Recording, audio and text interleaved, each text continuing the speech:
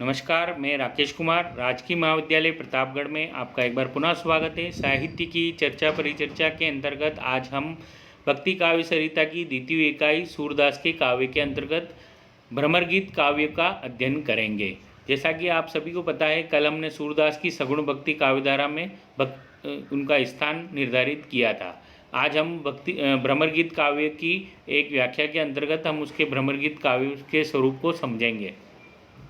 भ्रमर गीत का सर्वप्रथम पूर्ण प्रसंग के रूप में श्रीमद् भागवत के दशम स्कंद के 47वें अध्याय के 12 से 21 श्लोक में मिलता है।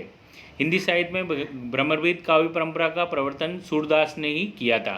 सूरसागर में भ्रमर गीत के 700 पद आए हैं। जैसा मेनेजर पांडे ने भ्रमर के तीन रूपों को बताया है: कृष्ण के प्रतीक के रूप में, उद्धव के प्रतीक के रूप में और स्वतंत्र रूप से माना है। भ्रमर गीत को उपालंब काव्य भी कहा जाता है। आचार्य शुक्ल ने इसे ध्वनि काव्य भी कहा है।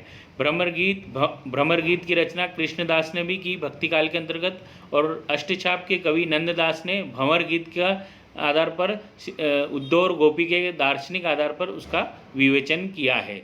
सूरदास को वियोग श्रृंगार संयोग वर्णन की अपेक्षा अधिक सफलता मिली, इसीलिए भ्रमर गीत अधिक प्रसिद्ध हो पाया है। भ्रमर गीत के पदों में भावुकता, वाग वैधिकता, हृदयग्राही चित्रण देखने को मिलता है। डॉक्टर आचार्य रामचंद्र शुक्ल ने इस संदर्भ में लिखा है कि सूर की बड़ी भारी विशेषता है कि नवीन प्रसंगों की उद्भावना करने वाली ऐसी प्रतिभा हम तुलसी में भी नहीं देखते हैं। अर्थात उनकी मौलिक उद्भावना को काफ़ी सराहा है। व्याख्या इस प्रकार है: आयो बड़ो व्यापारी, लखी खेब गुण ज्ञान की ब्रज में आए उतारी। फाटक देकर हाटत मांगत, फोर निपुट सुधारी। दूर ही तो खोटो लाग्यो, लय फिरत सिर भारी। इनके कहे कौन हड़कावे, ऐसी कौन अजानी। आपनो दूध छाड़ी को पीवे, खार कूप को पानी। उधो झाऊँ सवार यहाँ से बेगी, गहू जानी लावो। मुँह मांग्यो पैरो सूरज, प्रभु साही आनी दिखावे। अर्थात यहाँ प्रसंग यह है कि श्री कृष्ण जो गोपियाँ श्री कृष्ण के विरह में तड़प रही है, उनको ज्ञान योग का संदेश देने के लिए उद्धव को ब्रज में भेजते हैं, और ब्रज अपने ज्ञान योग का उपदेश गोपियों को देते हैं। लेकिन गोपियाँ उद्धव से सावधान रहने के लिए परस्पर कह रही कि यह उद्धव हमें ठगने के लिए ब्रज में आए हैं,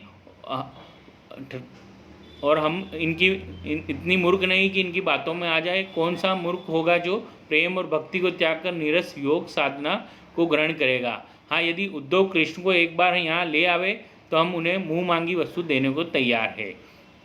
अर्थात गोपियाँ मानने को नहीं है जो उद्धव तर्क दे रहे हैं। गोपियाँ उद्धव के द्वारा दिए गए ज्ञान योग के उपदेश पर व्यंग करती हुई कह रही कि आज हम इस ऐरो की बस्ती में ठग विद्या में निपुण एक बड़ा व्यापारी आया है। उसे ज्ञान योग के गुणों से संपन्न माल खेप यहाँ ब्रज में बेचने को आया है, और इससे यहाँ के लोगों को इतना अधिक भोला समझ लिया कि अपनी फटकन मतलब अपनी बेकार की बातों के माध्यम से हाटक यानी स्वर्ण मतलब कृष्ण की जैसी अनमोल वस्तु को मांगने आया है। अर्थात निसार वस्तु अर्थात ज्ञान योग समर्थित निर्गुण ब्रह्मा देकर बदले में हमें स्वर्ण के समान बहुमूल्य और श्री कृष्ण को मांगता है। हम इतनी मूर्ख नहीं है। फटकन के बदले स्वर्ण दे दे, अर्थात ज्ञान योग को लेकर बदले में हम प्रेम भक्ति को त्याग दे, यह संभव नहीं है।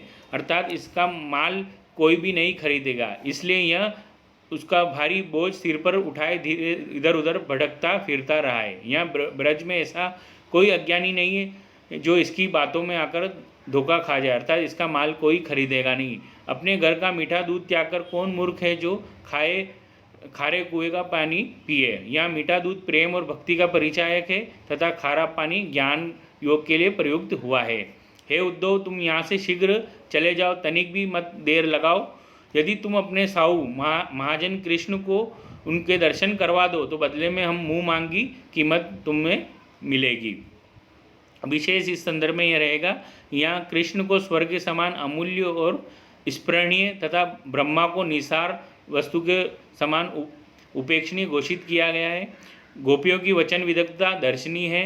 ज्ञान योग की खेप में रूपक अलंकार का प्रयोग हुआ है। कृष्ण रूपी साहूकार में भी रूपक अलंकार का प्रयोग हुआ है।